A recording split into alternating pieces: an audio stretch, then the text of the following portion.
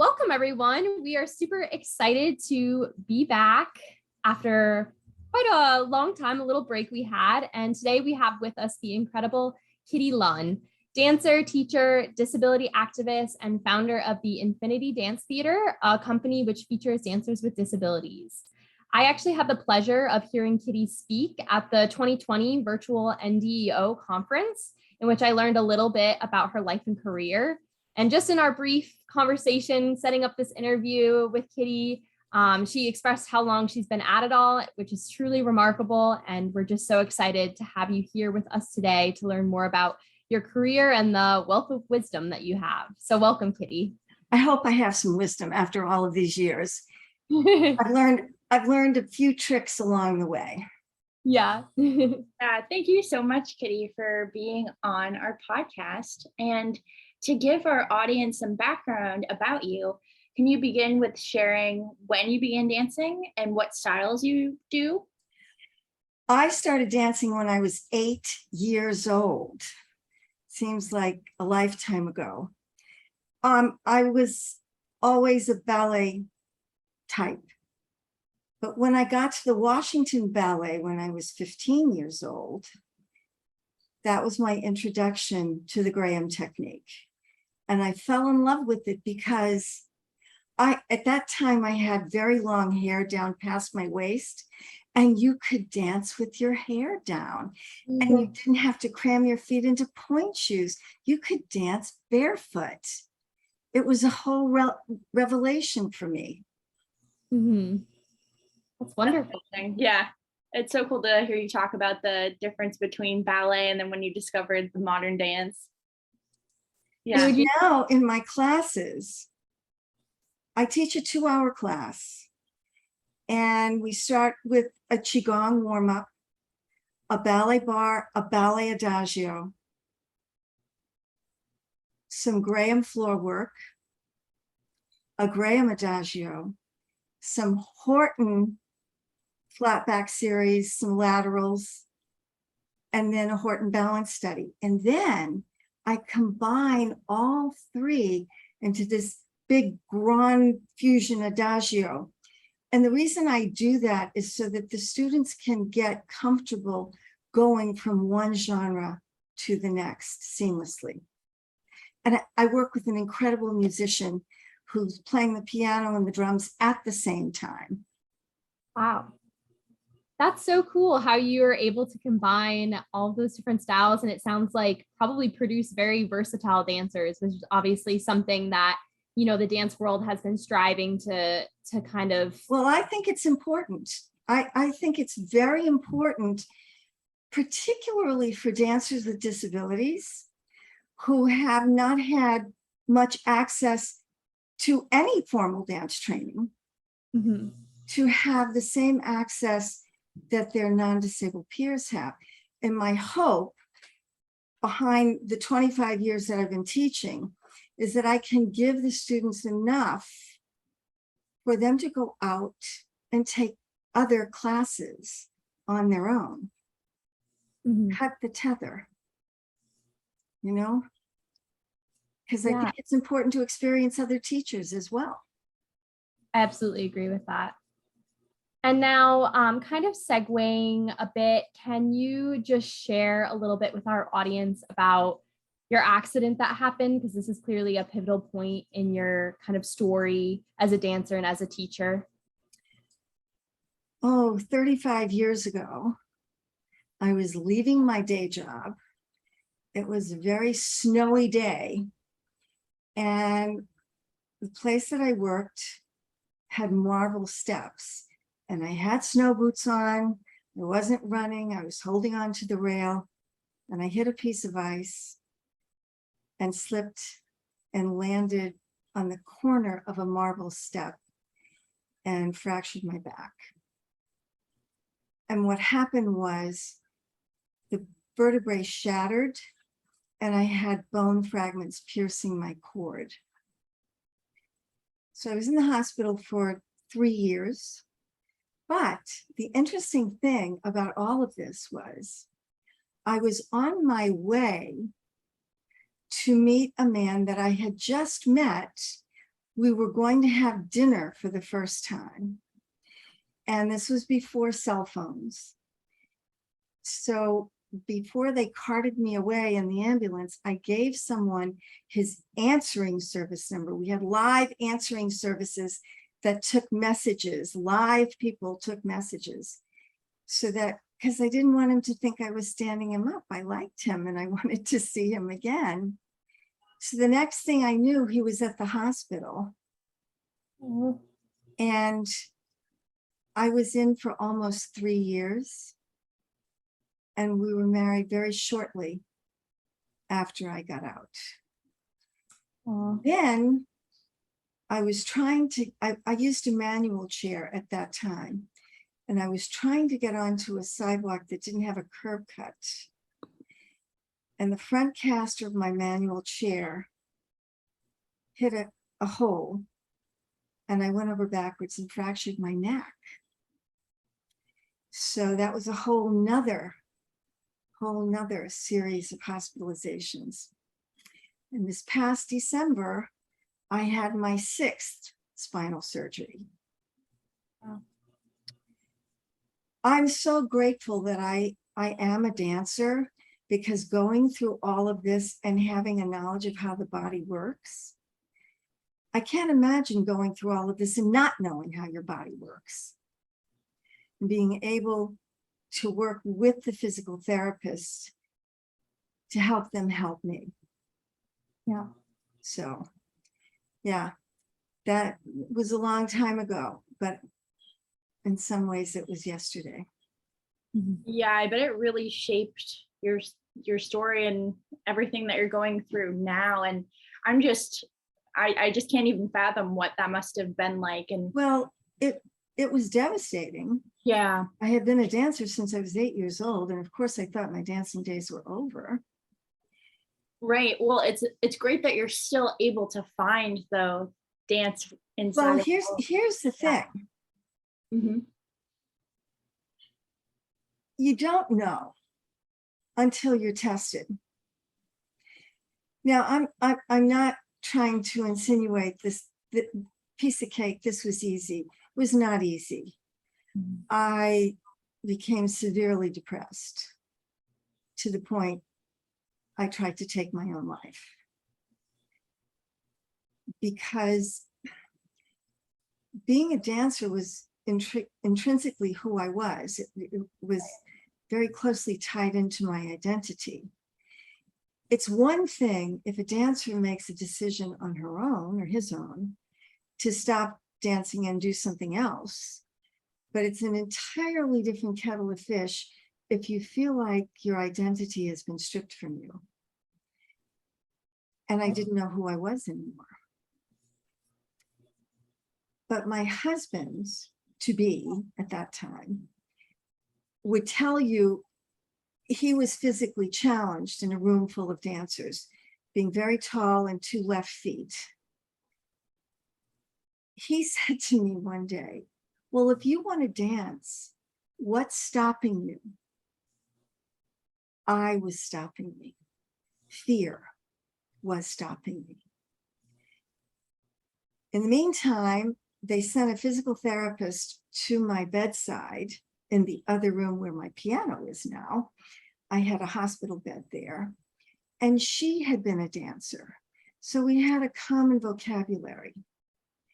And the one thing that Dr. Bronner never said to me was, you will never be able to do this. You can't do that. Don't even try. She figured I would figure things out on my own.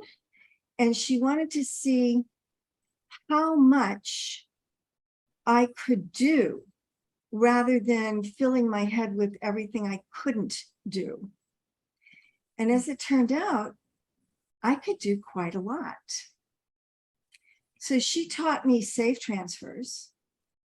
She taught me what they call the activities of daily living, how to transfer to the shower chair, how to do practical things. And I was very weak because I had been in the hospital for nearly 3 years. I couldn't even sit up unsupported, but I worked. I had that dancer mindset when I put my mind to it. If I was going to live through this, I would have to learn how to do things for myself. And one day she took class with Ernesto Corvino, and he had a school in the Midtown area, but it was really, truly up a steep and narrow stairway. So Shaw carried my manual chair up the stairs, and I went up the stairs on my butt one at a time. And I watched class for the first time in a very long time. And my mind started turning. Well, how would I do that?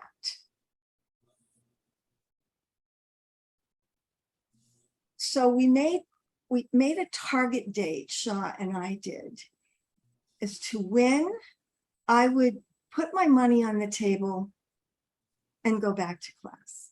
It was terrifying. You know, the Americans with Disabilities Act had just passed, so they had to let me in. Steps was only 20 blocks from where I lived. So it turned out that I was going to go to take my first class on a Saturday afternoon at noon. We worked on it. I mean, I can't hold my stomach in because I don't have any lower abdominals. Can't point my feet. Didn't know very much about what I was going to do, how I was going to do it, but I knew that I had to do it and that I had to figure it out. So I put my money on the table. They had to let me in. They were not best pleased about that.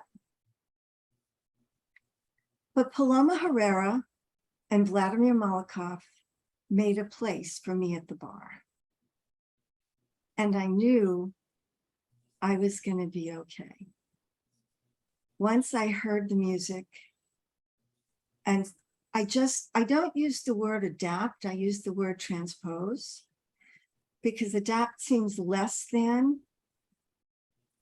And I also sing, so frequently I have to transpose music into a different key, but you don't lose any of the notes, you just sing them in a higher key.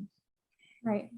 So transposing, why do most ballet classes start with pliés?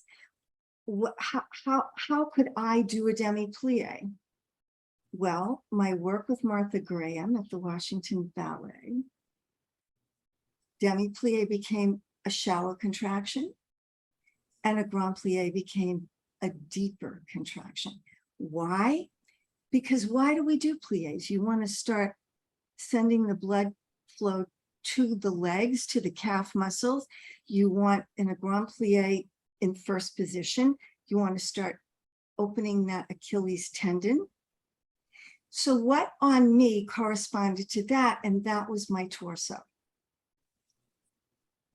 Demi-plie and grand plie.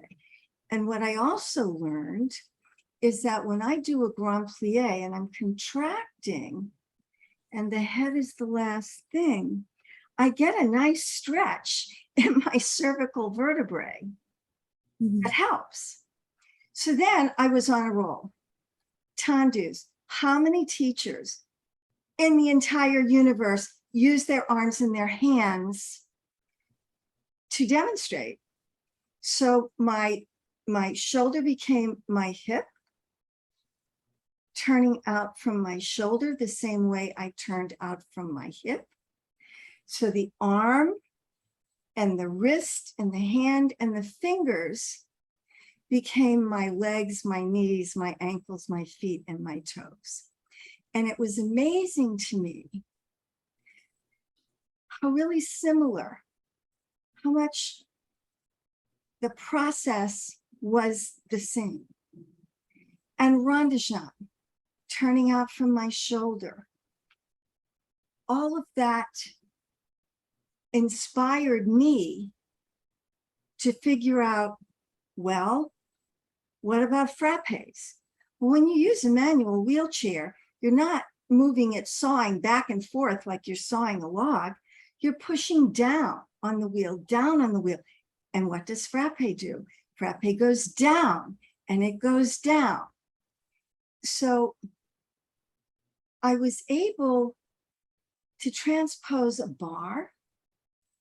And from that bar, if I could do développés at the bar this way, I could do adagio in the center. Pirouettes took a little more thinking. And all the while, I come home and say to Andrew, the chair is doing this, but I needed to do that. And he would work on it. He would tweak the chair. And soon Andrew became the only person that we ever knew of who made chairs, manual wheelchairs, specifically for dancing. Because there are things that a dance chair needs that a street chair would not do well.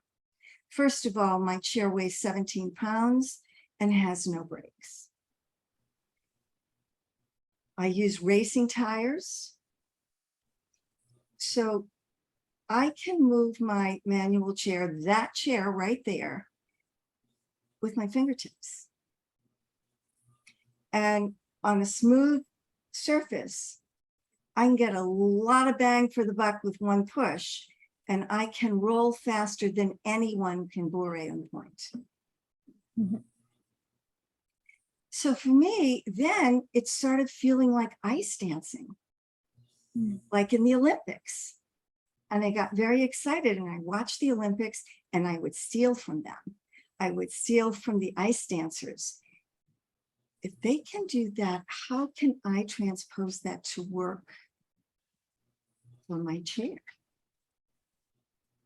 And so it went, and so it goes. And so 35 years later, I know a lot more than I did on that auspicious day when I put my money on the table and they had to let me in. And I teach all over the world, at least I did before the pandemic. And now on Zoom, I have students, international students. I teach teachers because I'm only one person. And I come from the theory of each one, teach one. Each one, teach one. And I tell the teachers who are terrified because they always tell me they don't know anything about disability. They don't know anything about the wheelchair. It's not the student's first day using his or her wheelchair. They know about their chair. What they don't know is how to dance. And I'm not going to say it's going to happen in 5 easy lessons. It takes a while, and things have to be age appropriate, and it depends on the nature of the disability and how much use of your arms and what the strength of your hands are. And some people absolutely require using a power chair all the time. And a power chair moves very differently than a manual chair. So that's a whole different technique that you have to think about in using a power chair. So, and so it goes. But isn't that how it began all those years ago? Like 400 and some odd years ago. And it has evolved. Yeah. I It's mean, just so, sorry, it's just so inspiring to hear about all of this and the discoveries that you've made had everything not happened the way it did, which obviously is, you know, a very unfortunate event that took place, but you've just done remarkable things with it. I think it was destiny. Mm-hmm. Because to be perfectly honest with you, I didn't do anything that someone else could not have done, except for the fact that they didn't. Right. You know? Yeah. So, and I get it. I get it. When disability happens, life does not end unless you want it to. It's a choice. You can choose to sit and be depressed and be angry and blame everyone else and everything else and have a daily pity party. If that's your bag, if that's what you want to do. That was never for me. But I must say one other thing about my husband, Andrew, who was not a dancer, but was an artist, a fabulous actor and an artist in his own right.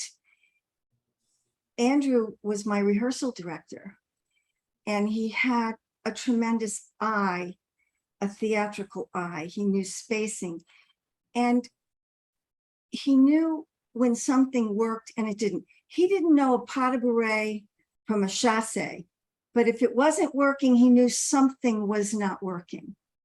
Mm-hmm. And the chairs that he made for my students using manual chairs, everyone is different. Every body is different. If you've seen one person with a spinal cord injury, you've seen one person with a spinal cord injury. There are some things that are in common, but you could have 10 people who have the same injury as I have, and we all function differently. We all have different abilities, and the disability affects you, each one, differently. So I always tell a person who's starting out as a beginner, you have to be gentle with yourself. I've been doing this for a long time. I've been a dancer for 64 years. I started dancing when I was 8, and I'm now 72. So that's a lot of pliés and tendus under the bridge.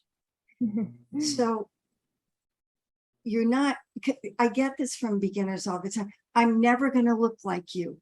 And that's exactly true. And I'm never going to look like them, because I look like me and you look like you. And it does not matter what I can do. It matters what I can teach you to do in your own way, in your own body. Does that make sense? Yeah, it makes a lot of sense. I love hearing your take on all of this and learning about your philosophy, because as dancers, I feel like we're all different to begin with. And I think that it would make sense if you have a different injury, that it's going to be different because each person is an individual. Everyone is different. You can't expect to approach each disability the same. And that's totally okay. And to be gentle on yourself is absolutely like the right advice. So I'm just I never had perfect turnout yeah, as a stand-up dancer. right. I worked it.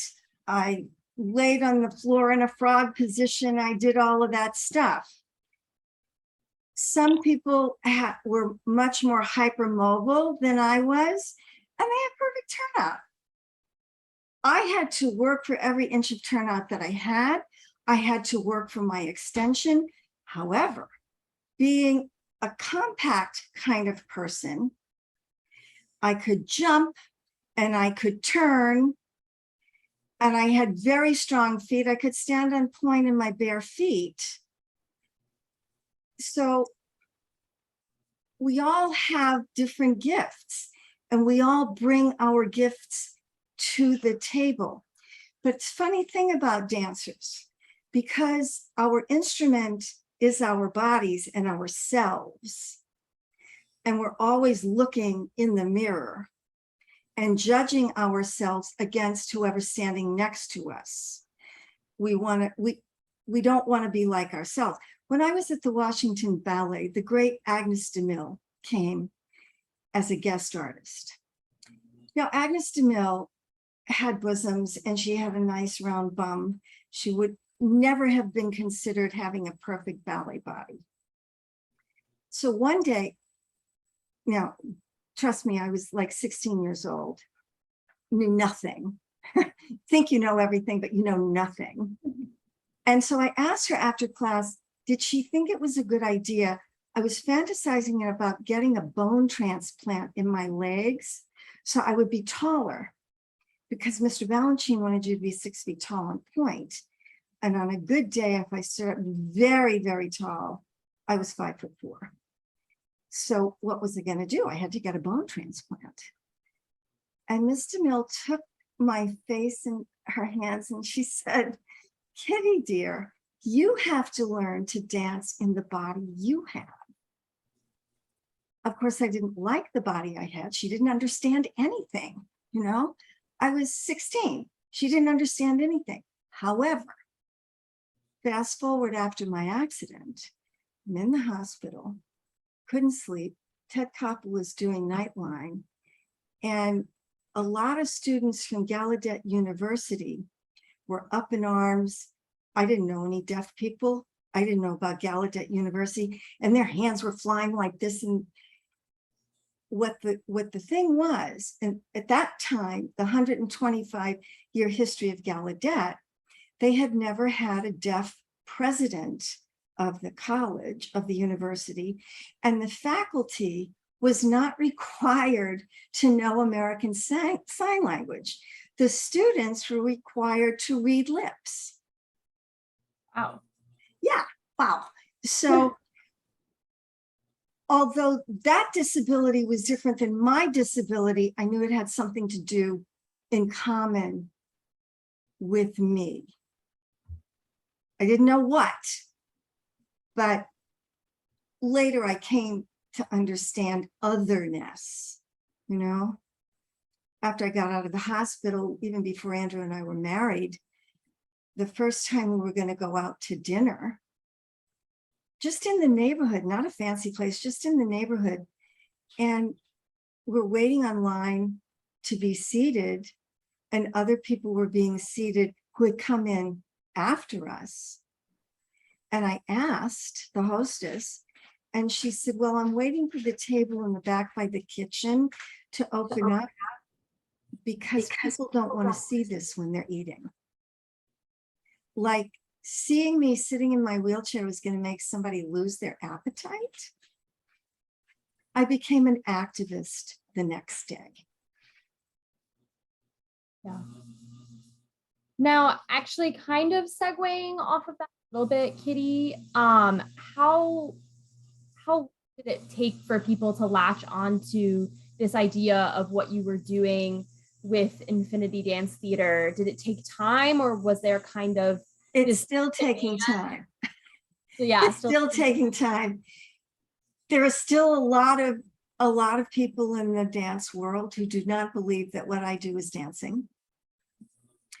And it took me a long time to understand that that was their problem and not my problem, right? You know, and that if they were hell-bent on thinking that what I do is not dancing, nothing I was going to say or do was going to change their mind. So I was going to waste any more time with that. I do my thing, and my thing works. Yeah. Not only for me, it works for other people. I trained Alice Shepard. I trained Mark Brew. And although they each do different work than I do, you have to have a foundation. When my husband and I went to pick Mark Brew up at the airport from Australia, at Kennedy Airport, he was this little scared rabbit sitting in a very, very deep bucketed seat wheelchair. And I said to Andrew, well, we're going to have to remedy that because you would never be able to work. Mark is very tall and thin. So sitting in this bucket seat, his knees were up around his chin practically. So the first thing I had to do was change his center of gravity. And I didn't have a whole hell of a lot of time to say, well, take your time and 6 years later, maybe. No, I had 3 days to change his center of gravity. And I said, you're going to have to trust me with this. And we did. And I changed his center of gravity in 3 days. And Andrew built him a proper dance chair. And Wow. it changed his life. So you never know. Each one teach one. It's kind of, you're way too young to remember the Fabergé commercial about I'll tell 2 friends and you'll tell 2 friends and they'll tell 2 friends and so forth and so on.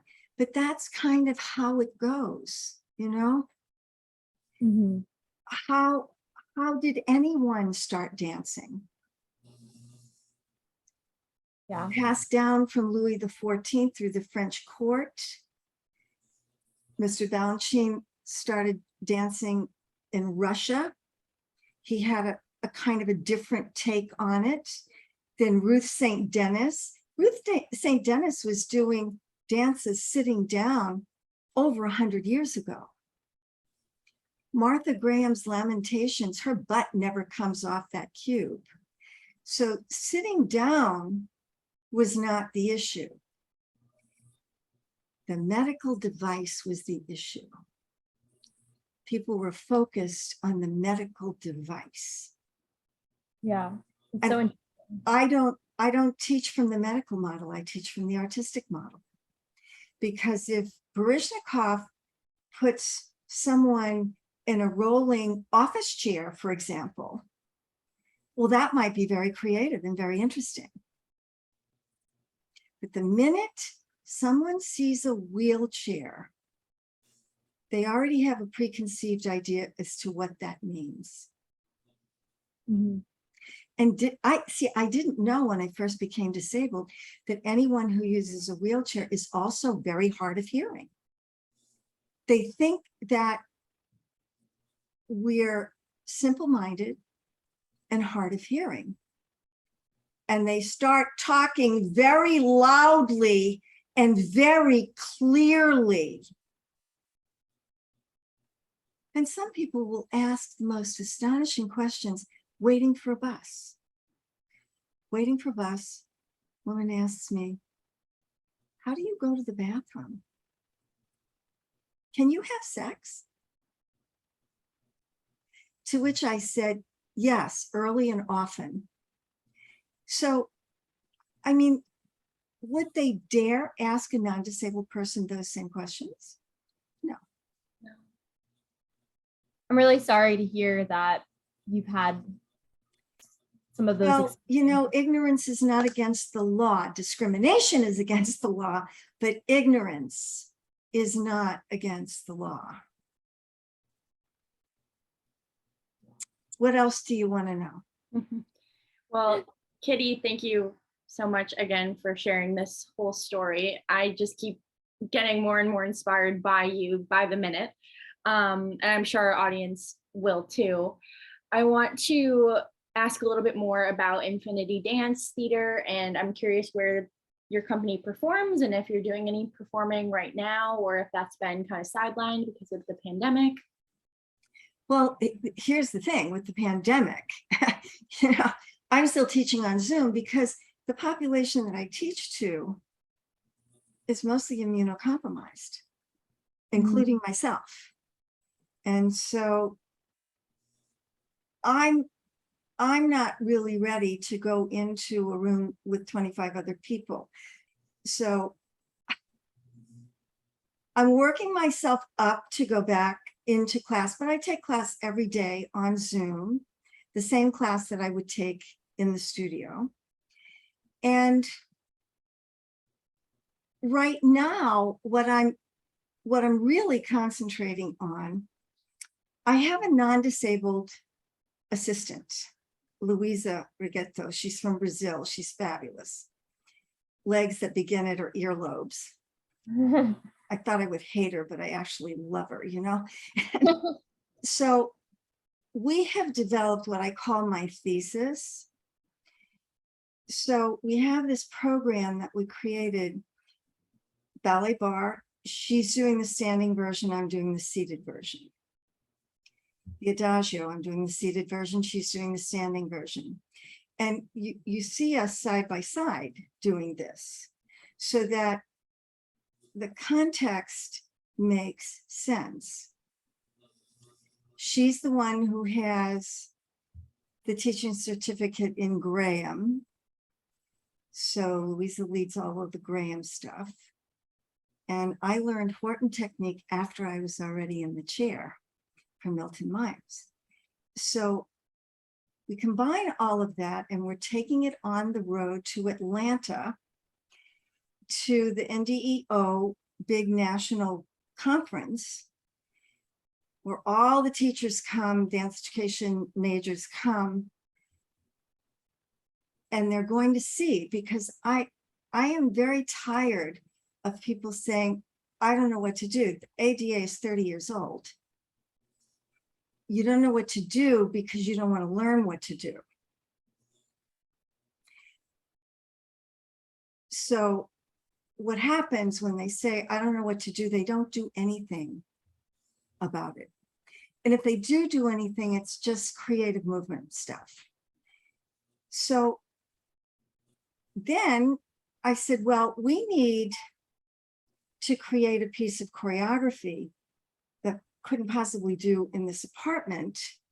So I live not too far away from Ballet Hispanico. Okay. So we rented studio space and I created a piece called Etude. And what is Etude? Etude is a study.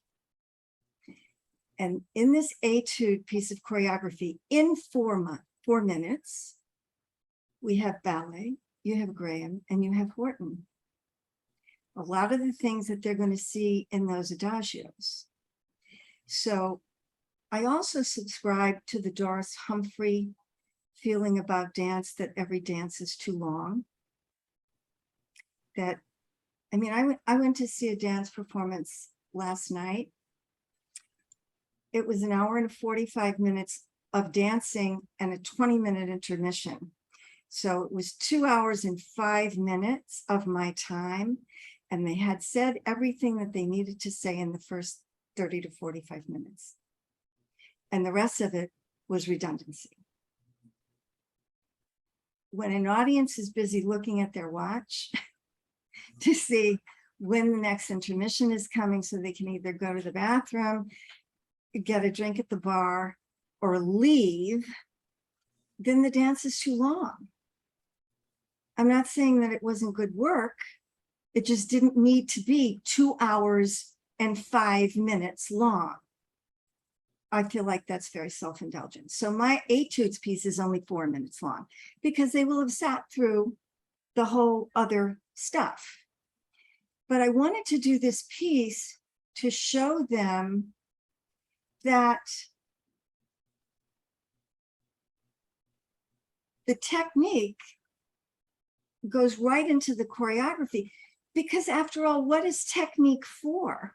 Why do we take class? Why do we do the center floor? Because choreography is made from these things. Mm-hmm. And if you have difficult pirouettes in the choreography, you go to class and you work on it, you know, or you take a partnering class or whatever. But the technique goes on into the choreography, onto the stage. So that's why I made this Etudes piece. And so that's what we're concentrating on right now until everyone feels comfortable to be in the studio working together. Right before the pandemic, we had a big performance and I made a piece. I had always wanted to use Ravel's Bolero, but everybody has used Ravel's Bolero. So I started doing some research. And what I learned was when Ravel was working on his Bolero, he was working in a factory. And the driving rhythms of the Bolero comes from the driving rhythms of the factory machines. So my piece was called The Ghosts in the Machine. So the set was all big machine pictures, like the Charlie Chaplin one, the famous one, And we had a scrim that had the outside of the factory with smokestacks belching smoke and all of that. And so in the evening, when the factory workers left for the night, the ghosts would come out. And it was a whole dance. However, the factory foreman comes in early and catches us dancing. But we seduce him. He's non-disabled. We seduce him. And he comes up on stage, and I have a wonderful duet with him. And we capture him. And at the end, after the big crash in the bolero, all surrounding him, he's on the ground. There was a power chair in the piece. He's holding on to the back of the power chair, and we drag him off on his belly into our world, into the machines. It was great, good fun. Great, good fun. Takes a lot of room, though, when you have 6 wheelchairs and all of that stuff going on. So wheelchair dancing requires space. It requires an even floor. You have no idea how irregular most floors are until you're on wheels. I prefer a wooden floor rather than marley, although you can have marley if it's not too thick, because that's like dancing on quicksand. Mm-hmm. So wheelchair dance has its own genre, just like any other dance form. Yeah. And Kitty, lastly, before we end our interview for today, do you have any last thoughts or wisdom you could leave our audience with? Wisdom. Well, one thing I would tell you is, had I known 35 years ago how difficult this was going to be, I might have thought twice about it. The fundraising part is the part that I like the least. So I have other people doing that for me. You can't do everything. This is for all of us, whether you have a disability or you don't.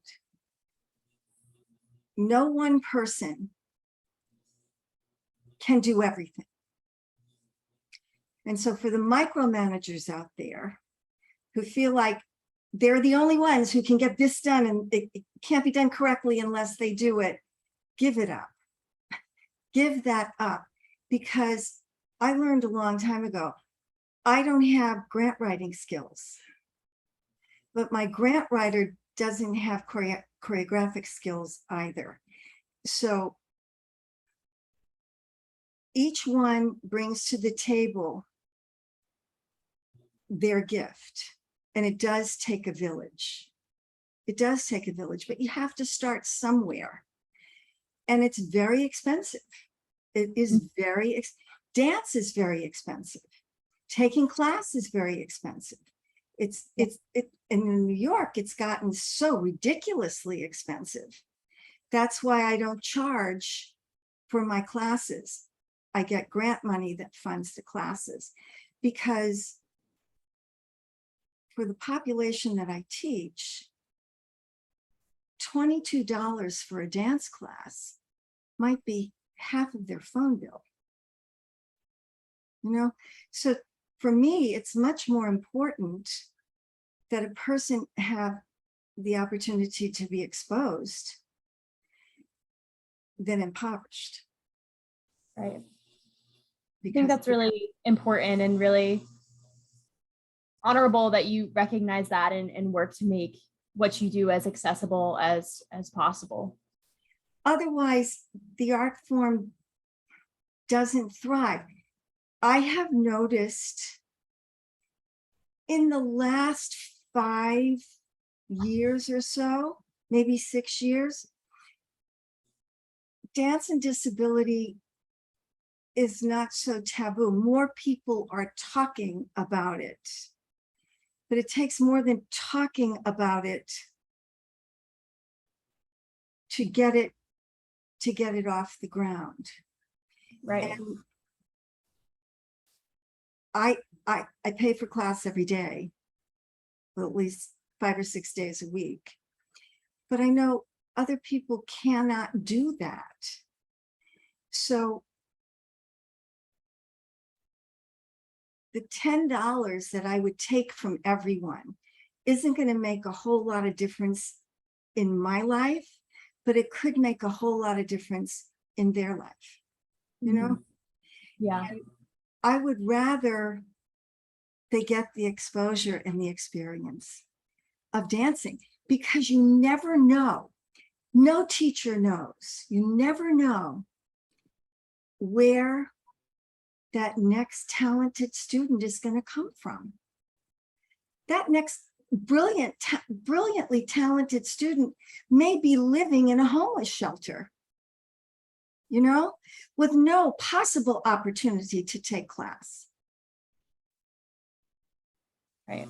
So I want to leave it with this.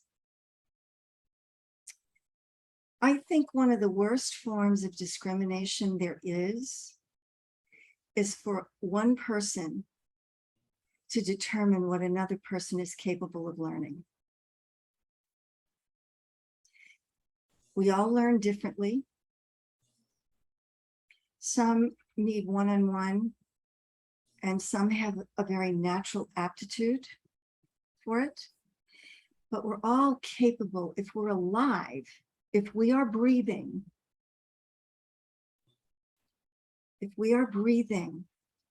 there is motion going on. There is motion going on. You have trillions of cells that are moving constantly all the time. If they weren't, you would be dead. So ask yourself, what is holding you back? And chances are you're holding yourself back. Yeah, that's really powerful. And I think a really great note to end things on. Agreed. Wow. Really powerful, Kitty. Thank you so much. Well, thank you for asking me. Thank you for asking me.